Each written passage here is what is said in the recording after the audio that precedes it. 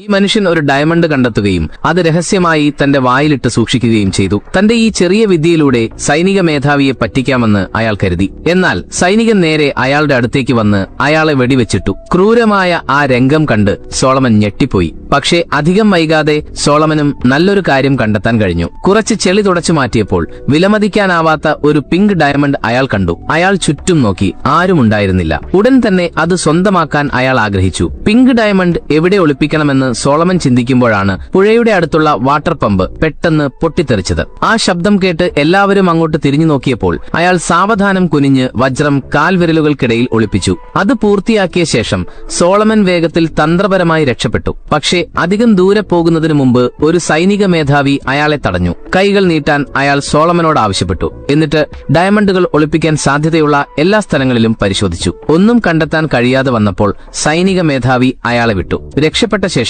Solomon വേഗത്തിൽ കുനിഞ്ഞിരുന്ന് അയാൾ മലമൂത്ര വിസർജനം നടിക്കുന്നതായി ഭാവിച്ച് പിങ്ക് ഡയമണ്ട് പുറത്തെടുത്തു. ശാന്തമായി ഒരു നിമിഷം അതിലേക്ക് നോക്കി. എന്നിട്ട് തന്റെ പാൻസിന്റെ ഒരു ഭാഗം കീറി വജ്രം അതിൽ മുറുക്കെ പൊതിഞ്ഞ് കുഴിച്ചിടാൻ തുടങ്ങി. അയാൾ കുഴിക്കുന്നതിനിടയിൽ ഒരു തോക്ക് പെട്ടെന്ന് അയാളുടെ പുറകിൽ ചൂണ്ടി. അവന്റെ മികച്ച പദ്ധതി സൈനിക മേധാവിയുടെ പിടിയിലായി. താൻ മരിക്കാൻ പോകുകയാണെന്ന് സോളമൻ കരുതിയപ്പോൾ ഒരു ഗ്രനേഡ് പൊട്ടിത്തെറിച്ച് സൈനിക മേധാവിയെ വീഴ്ത്തി. അത് സർക്കാർ സൈനികർ ആക്രമിച്ചതായിരുന്നു. സൈനിക മേധാവി ഇപ്പോഴും അബോധാവസ്ഥയിലായിരുന്നു. അതിനാൽ സോളമൻ വജ്രവുമായി മുന്നോട്ട് ഇഴഞ്ഞു നീങ്ങി. അയാൾ ചെളി നിറഞ്ഞ ഒരു സ്ഥലം കണ്ടെത്തി ഒരു കുഴിയുണ്ടാക്കി വേഗത്തിൽ അത് കുഴിച്ചിട്ടു.